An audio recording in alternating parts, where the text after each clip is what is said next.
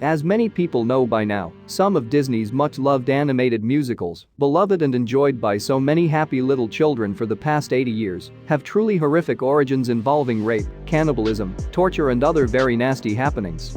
Some people believe Disney improved the original stories, making them more accessible and enjoyable to the general public. Others are of the opinion that Disney molded them, or at least failed completely to do them justice. Here are 10 examples of some of the lesser-known origins of Disney's movies, some going back in history to sources that many people are unaware of, others revealing origins that haven't previously been discussed in such detail on the internet.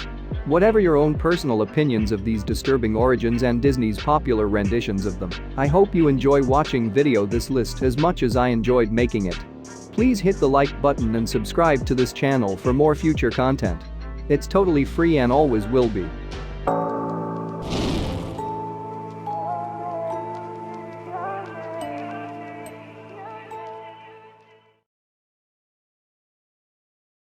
Original Pinocchio kills the cricket, the fairy is a walking talking corpse and Pinocchio decent. The very first version of Pinocchio, the marionette is punished by death for being such a naughty boy. Pinocchio teases Geppetto mercilessly and runs away. Geppetto chases him, but is caught by a police officer who throws the old man in prison, believing he is abusing the puppet.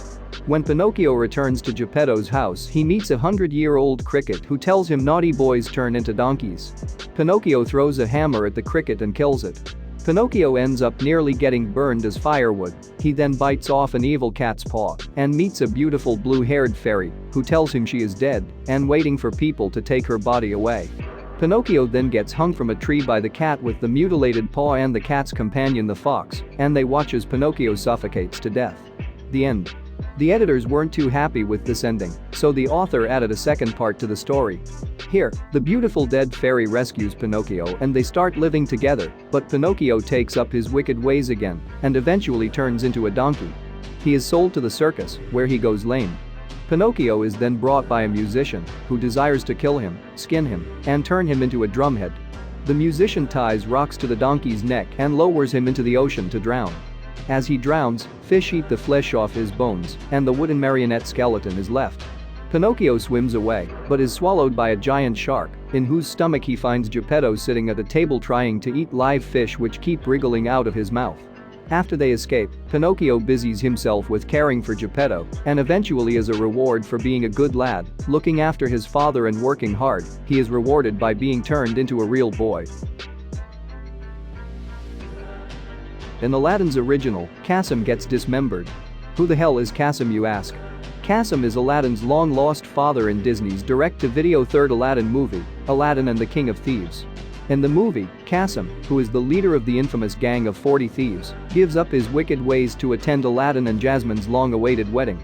Some concepts for the movie were inspired by Ali Baba and the 40 Thieves, a tale from 1001 Nights. In the original version, Ali Baba learns the secret words into and out of the 40 Thieves' magical secret treasure trove. Ali Baba reveals the words to his brother Qasim, who rushes to the trove to greedily collect as much gold as he can carry. In his excitement though, he forgets the magic words to get out of the cave. The thieves return, find Qasim and kill him. They divide his corpse into quarters and place the dismembered portions outside the opening of their cave as a warning to future robbers.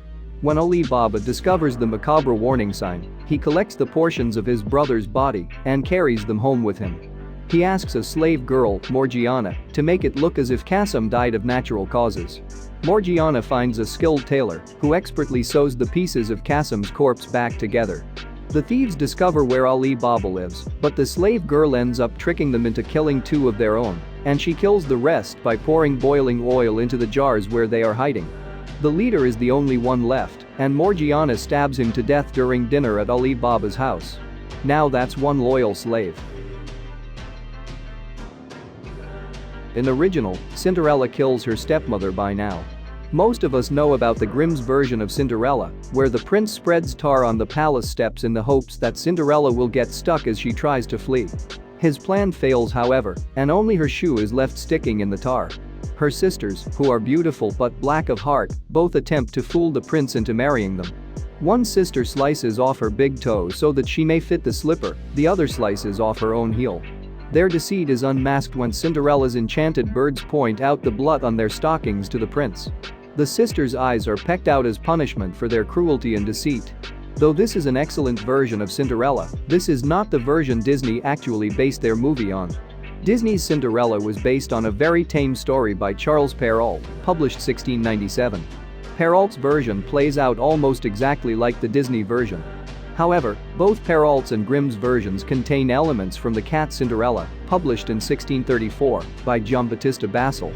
Though tame for a Basile fairy tale, it is worth noting that in this version, Cinderella confides in her seemingly kind governess about the cruelty of her stepmother.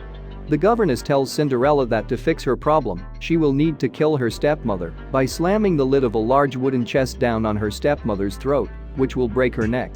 Cinderella must then convince her father to marry the governess. Cinderella kills her stepmother, and the marriage goes ahead.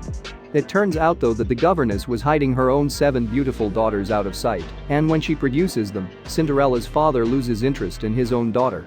They all start to mistreat Cinderella, abusing her and calling her names, and she is sent to the kitchens to work as a servant. She is now given the name Cat Cinderella. Previously her name was Zizala. The rest of the story carries like a traditional Cinderella tale and actually has a happy ending all round, but it's nice to know that Cinderella wasn't always so innocent. In original, Sleeping Beauty slumbers amongst hundreds of rotting corpses trapped in a briar hedge. In the Brothers Grimm tale of Briar Rose, a wise woman curses the baby princess so that in her 15th year, she will prick her finger on a spindle and fall down dead. Another wise woman weakens the curse so that, instead of dying, the princess will fall asleep for 100 years. Surely enough, in her 15th year, the girl pricks her finger and falls into a death-like sleep, which quickly spreads throughout the entire kingdom until even the flies on the wall slumber. A briar hedge grows up around the castle and, over the years, hundreds of young men from faraway lands try to make their way through the brambles to gaze upon the sleeping princess. However, the brambles are so thick that the young men get trapped in the thorns and die slow miserable deaths. On the 100th year a prince rides by and the brambles turn into flowers and open for him because the curse has finally run out. The prince finds the sleeping beauty and kisses her as she awakens. The brothers Grimm took inspiration for Briar Rose from Sun, Moon and Talia, written by Giambattista Basile. In this tale, a king rapes the princess as she sleeps. She is impregnated and gives birth to twins. One of the babies sucks the enchanted splinter from beneath her fingernail, and she awakens. The queen attempts to have the babies slaughtered and fed to their father, and attempts to burn Talia alive, but the king saves the day just in time. The queen is burned in Talia's place, and they all live happily ever after. In the original, the Little Mermaid kills the prince. Little Mermaid is one of my favorite movie of all time, and also I have crush on her too, and this might sounds crazy, but hear me out. In the Hans Christian Andersen story that Disney based their movie on, the Little Mermaid's tongue is cut out. She has to live in horrific pain and her feet bleed ceaselessly, then the prince marries another woman anyway. The Little Mermaid has a choice: she can kill the prince and turn back into a mermaid, or throw herself into the ocean and die. Unable to kill the prince, she commits suicide. Though The Little Mermaid is an Andersen original, he took inspiration from a tale called Undine by Friedrich de la Motte Fouque. In Undine, a knight marries a water spirit and she gets a human soul. Undine's spirit relatives are mischievous and at times quite evil, and they begin to complicate the marriage. It doesn't help that Undine lets her husband's ex-girlfriend, Bertilda, who is also Undine's half-sister, live with them at the castle. The knight falls in love with Bertilda, and they both begin to treat Undine badly, which makes her uncle, a powerful water spirit, very angry. Undine commits suicide by throwing herself into a raging river to save her husband and Bertilda from the wrath of her uncle. She loses her human soul and becomes a spirit again. The knight believes she is dead and marries Bertilda, but this is a big no-no if you have previously been married to a water spirit. Undine is forced by spirit protocol to return in her water nixie form and kill her ex-husband. After he is buried, a tiny stream appears and circles his grave, thus, Undine and the knight remain together forever in death. In original, Snow White is tortured and made into a slave. The Brothers Grimm tale of Snow White, the evil queen orders a hunter to bring back Snow White's lungs and liver as proof of the princess's demise. The huntsman brings back the entrails of a pig and the queen, believing them to be the liver and lungs of Snow White, greedily devours the glistening organs. The queen tries to kill Snow White 3 times. First she pulls Snow White's corset so tight that she passes out. Second, she brushes Snow White's hair with a poisoned comb, which causes her to fall into a death-like sleep. The dwarfs remove the comb, and she awakens. Finally, the queen poisons an apple which Snow White eats and apparently dies. The dwarfs place her corpse in a glass coffin where a passing prince finds her and decides to take her home with him. As the coffin is moved, the piece of apple falls from Snow White's throat, and she awakes. At the wedding, the queen is put into red-hot iron shoes and made to dance until she dies. Grimm's borrowed ideas for their tale of Snow White from a story called The Young Slave, written by Giambattista Basile in 1634. In this story, a baby is cursed to die in her 7th year by a fairy. When the girl turns 7, her mother is combing her hair, and the comb becomes lodged in the girl's skull, apparently killing her. The mother places the girl into 7 crystal coffins, placed one inside the other, and locks her in a chamber in the castle. The mother eventually dies of grief and entrusts the key to the chamber to her brother, telling him never to unlock the door. The brother's wife gets hold of the key, opens the door, and finds a beautiful young woman inside the glass coffins. The girl continued to grow as she slept. The wife thinks her husband is keeping the girl locked in the room to have sex with her, so drags her out by her hair, which dislodges the comb and breaks the spell. The wife cuts of the girl's hair off and whips her bloody with the tresses. She then makes the girl her slave and beats her daily, giving her black eyes and making her mouth so bloody it looks as though she's been eating raw pigeons. The young woman decides to kill herself, but as she is sharpening the blade, she tells her story to a doll. Her uncle overhears and the plot is revealed.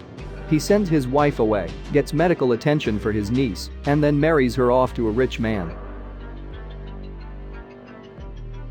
In the original, Hercules burned himself Zeus, god of the sky, disguises himself as a man called Amphitryon.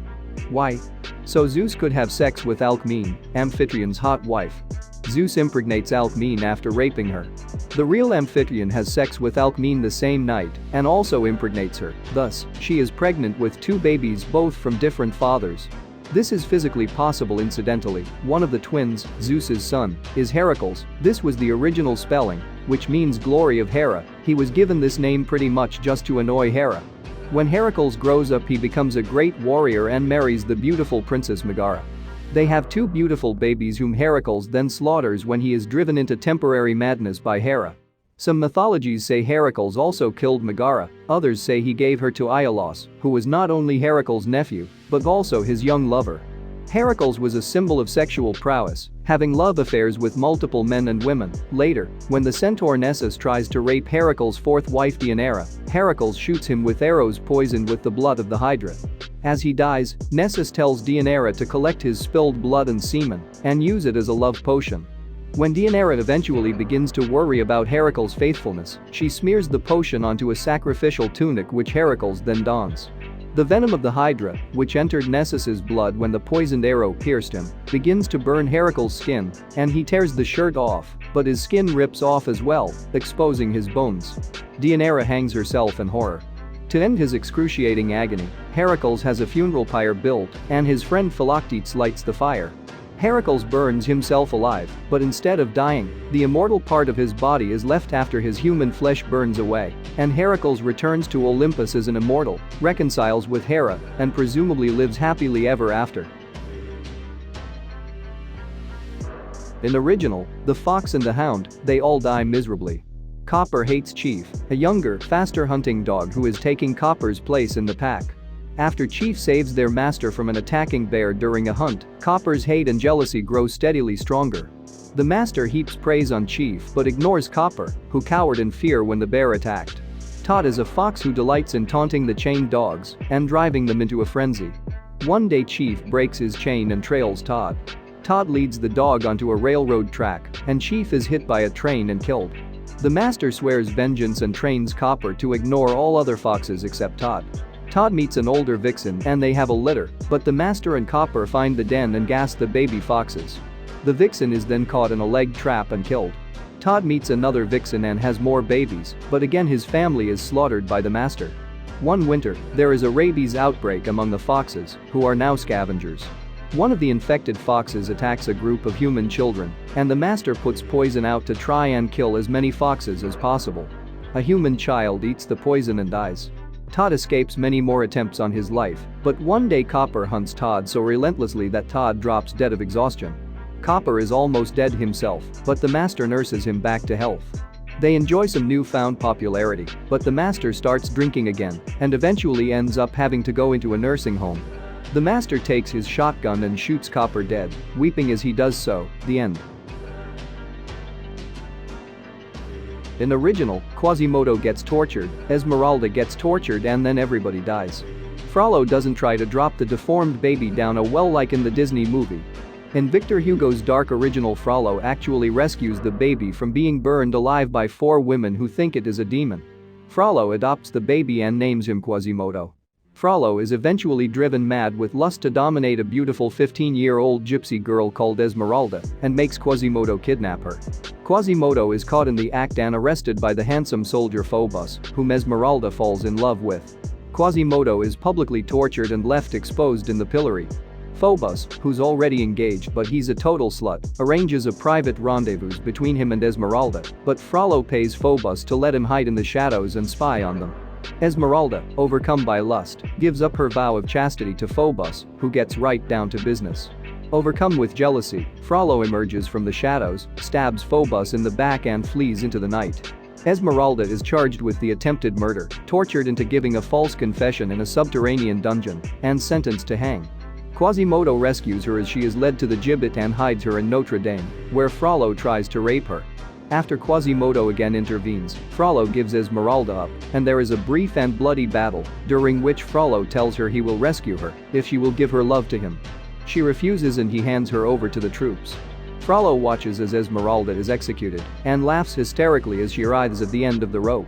Quasimodo then throws Frollo from the heights of Notre Dame. Quasimodo then crawls into the crypt where the corpses of executed criminals are left to rot and wraps himself around Esmeralda's decaying cadaver. Eventually their 2 skeletons are found, wrapped in an eternal embrace.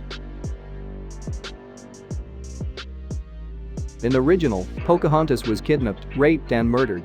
The 2 Disney movies about the curvaceous, scantily clad native Indian beauty are based on sterilized and falsified English accounts of the early history of the Virginia colony. Pocahontas was only around 10 years old when Smith first made contact with the Powhatans. It is true that he was captured by the tribe, but in his original account of the event, Smith relates that he was treated very kindly. It wasn't until many years later, when Pocahontas' name became known in England, that Smith fabricated the story about her rescuing him from execution. When Pocahontas was 17, she was captured by the English and held for ransom. Her husband Kokum was killed and Pocahontas was raped repeatedly and consequently impregnated. She was forcefully converted to Christianity, baptized Rebecca, and quickly married off to an English tobacco farmer named John Rolfe to make the pregnancy appear legitimate. In 1615 the Rolfes traveled to England, and Pocahontas was laced into a corset and presented to the public as a symbol of the tamed Virginia savage. After 2 years in England, the Rolfes had begun their journey home to Virginia when Pocahontas suddenly started to vomit violently after dinner. She then began to convulse. Before they had even sailed off the River Thames, Pocahontas had died, horribly and painfully. English historical accounts are unsure of the cause of death, speculating that she may have succumbed to pneumonia, tuberculosis, or even smallpox. However, in their book The True Story of Pocahontas, The Other Side of History, Linwood Costello and Angela L. Daniel postulate that during her time in England, Pocahontas learned of the English intentions to obliterate the native Indian tribes and forcefully take their lands. Afraid that Pocahontas might reveal their political strategies, her murder was swiftly plotted, and she was poisoned before she could reach home and report what she had learned. Pocahontas was only 22 years old when she died. Thanks for watching. If you like it, then hit the like button and subscribe to my channel for future content like this. Check out my other video.